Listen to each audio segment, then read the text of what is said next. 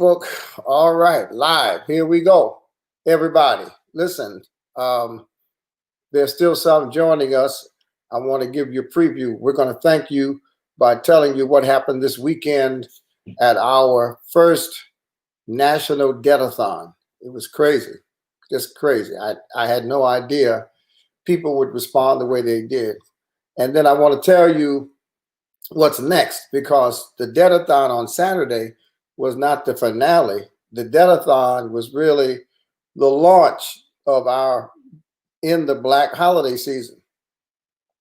And what we'll be doing this week is following up. If you missed the Debt-A-Thon on Saturday, or if no one's gotten back to you yet, because we had so many people call in and email in that the staff couldn't keep up with the response that was needed. And so if I'm going to tell you what to do about that. And then we're going to talk about Black Friday, because we're trying to get our people to embrace the Black Friday as an alternative to Black Friday. And then I want to talk about, I'm dreaming of a Black Christmas. So I've got a lot to say, a little time to say it in. Hey, good to see you. I'm glad you're not in the Middle East. I'm glad you're in Jersey. First of all, this weekend was great. It started as really response to Black Friday. I'm tired of Black Friday leaving so many Black people in the red.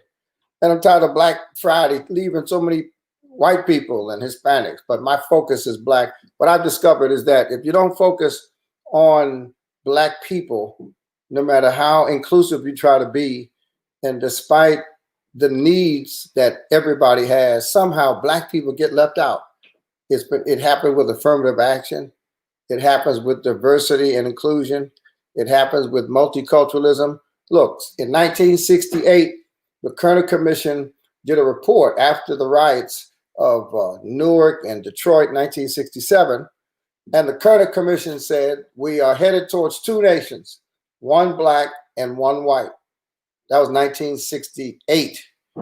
And after 1968, after the country recognized that the civil rights movement did not resolve all of the issues affecting Black people, in fact, in the Kerner Commission report, one of the most glaring instances of inadequate treatment and social injustice was the police.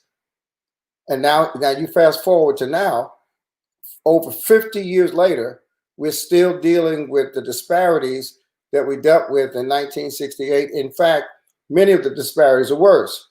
So what happened? If in 1968, the government itself acknowledged the fact that we had a problem of two societies, same problem W.B. Du Bois talked about at the turn of the 20th century, the problem of the color line. And we've had all of this money and all of these programs and all of these initiatives that supposedly were in response to the injustices that were carryovers from slavery and segregation. Then what happened? I'll tell you what happened.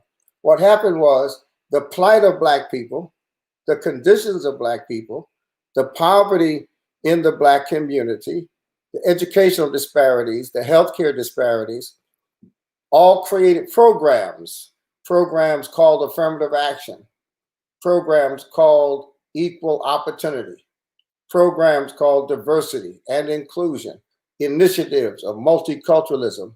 And we talked about Black people as minorities and people of color. And now 50 years later, after the government acknowledged that the challenge in this country was the lack of resolution of the conditions for Black people, we have larger disparities. We are sicker than the general population. We are poorer than the general population. We are incarcerated at a higher rate. Our children go into foster care. Our babies die sooner. All of these things happen. Why? Because the benefits that were supposed to be created in response to Black need went to other people. Read any objective analysis of affirmative action, and you'll discover that white women benefited from affirmative action more than black people. So it's not being racist. It's not being partial. It's being focused on the needs of the people who have suffered the most and the people who have right now the most documented disparities. You watch and see what happens with this vaccine. We know now that there are 2 vaccines that are ready to get ready to come out. There's a 3rd vaccine for COVID-19. And unless the Congressional Black Caucus, unless our black mayors, unless our black vice president, unless our black billionaires, unless our black grassroots organizers unite, focus on the distribution of this vaccine for COVID-19, I can assure you that if you leave the distribution to its natural causes, black people are going to be disproportionately left out of the COVID-19 vaccine. It happens over and over and over again. And so when you hear me talk about black people, it is not to the exclusion of non-black people, but it's simply making black people a priority. Because my experience is when black people are not the focus and not the priority, somehow, even people of goodwill, when they're in power, we just get left out. All right. So this event that we had this weekend was really the vision that we had to help people understand the real meaning of Black Friday. Black Friday sounds good, especially if you've been looking at a TV or some appliance or looking at some clothes at Macy's, and all of a sudden Thanksgiving comes along, the Christmas season comes along, and those items that you've been looking at are discounted, 25% off, 35% off, in some instances 50% off. And so the advertising industry with the retail industry seized upon this season, the season when we're supposed to be celebrating the birthday of Jesus, the season when we're supposed to be entering into a moment of Thanksgiving. That season has become a season of crass commercialism and of significant consumerism. And Black Friday started back in the 19th century on a day when there was a gold crash and a stock market crash. And it was called Black Friday because so many rich people lost money. So now, fast forward to the 1960s, and they took the Black Friday concept and turned it into something positive to basically say, in short language, we want you, normal people, to make the owners of the retail industry richer on the day after Thanksgiving. We want the retail response to Jesus' birth to be greater this year than ever before, which means that we want businesses to be in the black. Back in the days when bookkeepers would physically write down income and expenses and keep their ledgers with a pencil and paper and a ledger book, if they wrote the numbers in red, that meant that the company was making money. It represented, the company was losing money. If the numbers were written in black, it meant the company was making money. And so red ink meant deficit and loss.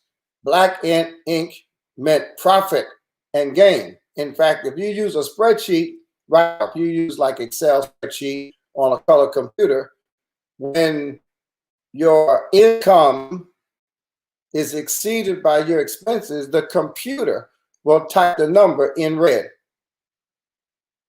And so we decided to use our network and all of the work we do all year to help our people understand, first of all, to be in the black means you have more than you don't have. It means that you earn more than you spend. It means that you have more saved than you have in bills. Your assets are greater than your liabilities, to be in the black. And since the culture calls the day after Thanksgiving Black Friday, we decided to just take it over and make it in the Black Friday. So in the Black Friday means we'd like everybody who's thinking seriously about their finances to make a commitment to be in the black. Pay down your debt by Black Friday. Celebrate your assets over your liabilities on Black Friday. And then who better to be in the black on Black Friday than Black people? And so we decided that preaching was not enough. Teaching was not enough. Praying was not enough. And so prior to Black Friday, we would sponsor a Debt-A-Thon to help people arrest their debt right away. What does that mean? What that means is that there are many people today living the way I used to live, paycheck to paycheck, bill collector to bill collector. I was a pastor of a church being chased by bill collectors because I wasn't paying my bills. Pastor of a church, because I was spending more money than I earned. So much so I couldn't make minimum payments. You know my story. Y'all know me. We're friends. And so we decided that we would identify the company we could trust the most, to be honest with our people, to give them solutions and not charge them so much money they got to go borrow money to pay somebody to get them out of debt. And we found a company called Green Path. And I found them through our partner, Prudential. Prudential had checked them out. Prudential's lawyers had checked them out. And, you know, if a company like Prudential says you're okay, they're not going to take any risk on saying you're okay until they know you're okay.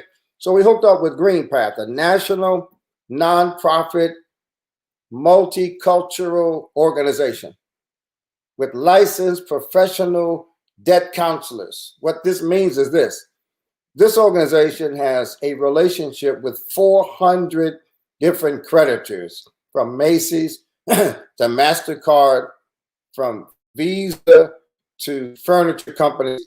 And if I'm drowning in debt, if I've got $5,000 owed to Macy's and $6,000 owed to Visa and GMAC car payments, what this company has licensed, certified credit counselors who will sit down with me and call all of my creditors, call Macy's, call GMAC, call Visa.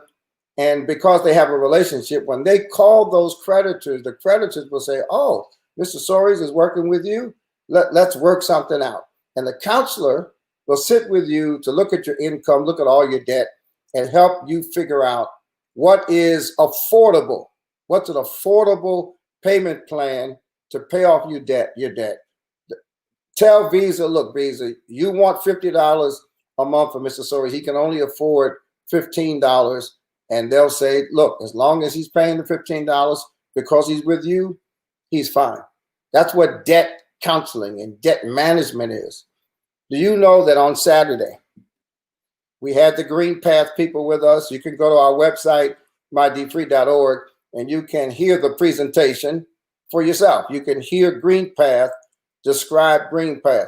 Do you know that so many people contacted us who wanted help with their debt, which is great because so many people are too embarrassed. So many people contacted us that Green Path didn't have enough staff working on Saturday.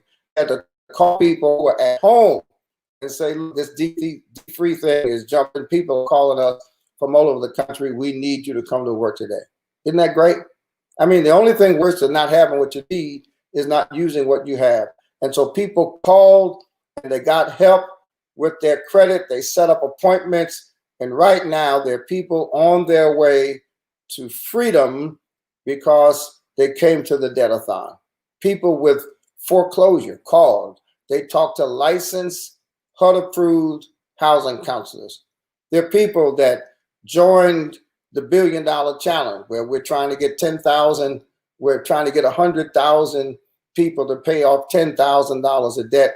They joined, they signed up, our staff signed them up, and now they've made a list of all their debts. In other words, what happened Saturday was about 1,000 people started the process of getting help with their finances and taking control of their futures. Wonderful. And I just want to thank all of you who participated. I want to assure you that if you're still waiting for a response, shoot us an email. We'll make sure you get a response. We were oversubscribed. We weren't expecting this many people, but we thank God for the people. We can handle all of the requests. Now, we're headed towards Friday, and Friday is Black Friday. So we're continuing all this week. You can still spread the word. You can still contact the debt counselor. You can go to our website and just click the link. Look at the website. You'll see the information. You can still join the Credit Builder program. You can still get help if you're in foreclosure. You can still get a debt counselor to help you negotiate a plan with your lender. You can still get information and support on your student loans. You can still sign up for a financial freedom course, and you can still click the link to find out where you can do your holiday shopping with Black businesses. You know, Black people sell everything. We sell everything from detergent to cars. So go to the website all week long, spread the word that Black Friday, Black Friday is still in the Black Friday until Black Friday is over. Then as soon as Black Friday is over the weekend, we're going to put some feelers out there for people who are being pulled towards Cyber Monday. You know, a big chunk of what used to happen on Black Friday now happens on Cyber Monday. And it's easier sometimes to shop online than it is to go to Best Buy. And so we're going to motivate people over the weekend between Black Friday and Cyber Monday to be have a sensible Monday instead of a Cyber Monday. Just because it's on sale through Cyber doesn't mean it makes good sense. Then at the end of Cyber Monday, we're going to drop a new hit song. I'm dreaming of a Black Christmas. We're going to release it on Twitter, YouTube, Facebook, and Instagram at the same time. I'm dreaming of a Black Christmas. And from next Tuesday, the night after we drop it, all the way to Christmas, we're going to beg Black people to have a Black Christmas, and we're going to invite white people to have a Black Christmas. We're going to prove that Black dollars matter. And I'll tell you more about the Black Christmas later on. I just wanted to say thank you tonight, give you an update on what occurred last weekend. This was historic to have Black professionals serving Black people, helping them with their finances. You know, a lot of times people preach to us about what we ought to be doing. A lot of times people will write books. I've written books about what we can do, but there comes a time, hey, how you doing? There comes a time when people just need help. And like many of us, hey, Gail, many of us are giving food away for Thanksgiving. And the Lord knows there's some people who are disabled, some people who have physical challenges, who will always need help.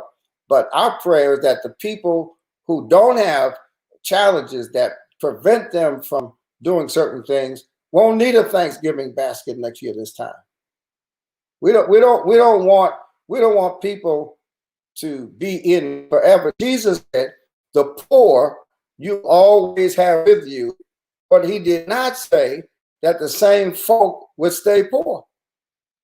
Jesus said there would be poor among you all the time, which means that there'll always be people that we can serve, but never did Jesus imply or state that a person should be confined or sentenced to poverty all of their lives. So don't believe that lie.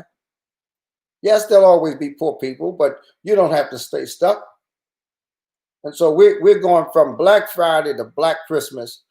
And I'm hoping the haters come out. I'm hoping that non-thinking haters come out and attack us so that I can teach them the difference between a red Christmas, which is a Christmas when you're losing money, and a Black Christmas, Christmas when you're making money. You see, the culture, Dr. King talked about this, the culture is so used to Black being either negative or us, right? That's the culture. So as soon as you say Black, there's some haters out there that say, oh, I'm sick of all that Black stuff, right? Or they'll assume that it's something negative, when the truth is, we're just using the culture against the culture, because the term in the Black is an accounting term. And now we're letting the accounting terms come after the racists to tell them, step back. All we want to do is to let our race match our finances. And since we were born in the Black, we'd like to live in the Black so that we can die in the Black and leave a legacy for our Black children. So I'm hoping the haters come out and challenge us for being something other than what we're being when we change this Christmas song that has meant so much to so many. I'm dreaming of a Black Christmas. I want you to join us. Send me an email at info@mydfree.org. Visit the website, send the link to somebody, post our videos. I've got some new videos coming out right after Black Friday. And then we're going to come out with, we've got 2 different versions, and I don't know which one we're going to drop, but we're going to drop a week from now. I'm dreaming of a Black Christmas, and I pray that you do more than dream of a Black Christmas, but you'll work towards a Black Christmas. Lawrence, you're right. Xenophobia is a real people. It's real. It's real. All right. Dana, good to see you. Linda, Linda said, all right now. Listen, God bless you all. Have a marvelous evening.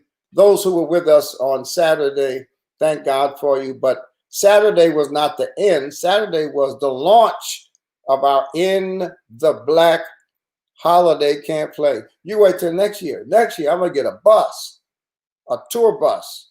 Now that all the elections are over nationally, get a tour bus. And I'm going to have an In the Black tour bus and hit some key cities and challenge our people to be in the Black. Those who want in the Black, all right. All right. Listen, thank you so much. Do I see anybody that I want to wave? Oh, yeah, I want to wave at Paul. God bless y'all. And Fatima, thank you for saying thank you. Sheikah, thank you, Brother Sheikah. Who else do we have here that I can say hi to?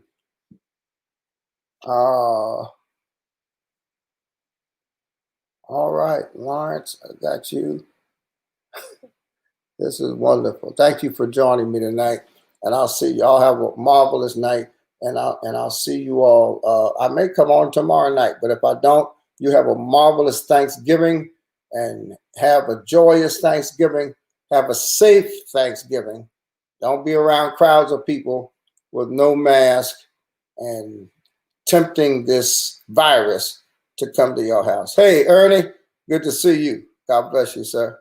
All right. I'm signing off of Instagram. And Priscilla, thank you, dear. Thanks for feeding on people. I'll see you tomorrow as we feed more people. James, thank you. Happy holidays to you, too. Happy holidays. Brother Harvin, good to see you. Brother Mo, God bless you, sir. Aura. Aura, good to see you. Good to see you. Bountiful blessings, Aura. Yeah, good to see you. Michelle, you're welcome. Thank you. Happy Thanksgiving. All right. I'm a VIP millionaire from Michigan. All right. Roger Dollar. Yes, sir. Linda, happy Thanksgiving.